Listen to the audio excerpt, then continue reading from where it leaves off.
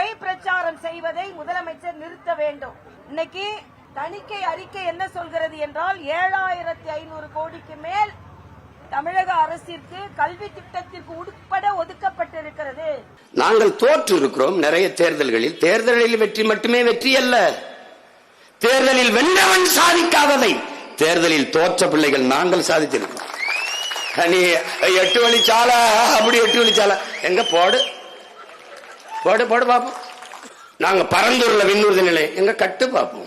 ஆந்திராவின் உதாரணத்தை எடுத்துக்கொண்டு பவன் கல்யாணுடைய முன்னுதாரணத்தை எடுத்துக்கொண்டு அவர் மாற்றத்துக்காக ஒரு படை வீரராக, படை தளபதியாக, தளபதி விஜய் அவர் மாற்றத்துக்கான தளபதியாக செயல்பட வேண்டுமே தவிர அவரே தலைவராகணும் அப்படின்னு இந்த சமயத்துல மாற்றத்துக்கு அவர் உறுதுணையா இருக்கிறது சிறப்பா இருக்கும்.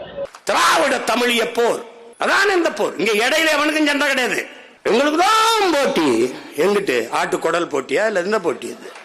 எங்க போட்டி? நின்னு விளையாடுவோம்.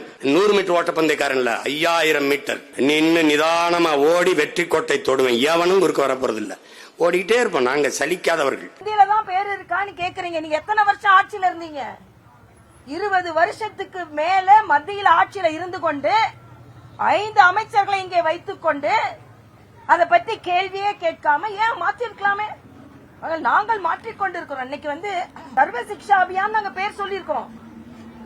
அதே மாதிரி நான் பாண்டிச்சேரியில் இருக்கும்போது ஜல் சக்தி மிஷனுக்கு இல்லம் தோறும் இனிய குடிநீர் நாங்க மாத்தணும். அதனால நீங்க ஆட்சியில் இருக்கும்போது அப்போ இதே மாதிரி பேர் தானே வந்தது. நீங்க ஆட்சியில் இருக்கும்போது சுத்த தமிழ்ல பேர் இருந்ததா? தினகரன் அவர்கள் தேசிய ஜனநாயக கூட்டணியில பல வருடமாக பயணித்தவர். இப்ப அவங்களுக்குள்ள இருக்கக்கூடிய அது பாஜகவுடன் இருக்கக்கூடிய ஒரு முறிவு இல்லை. அவருக்கு இபிஎஸ் அவர்களோட தான் ஒரு கருத்து வேறுபாடு உள்ளது.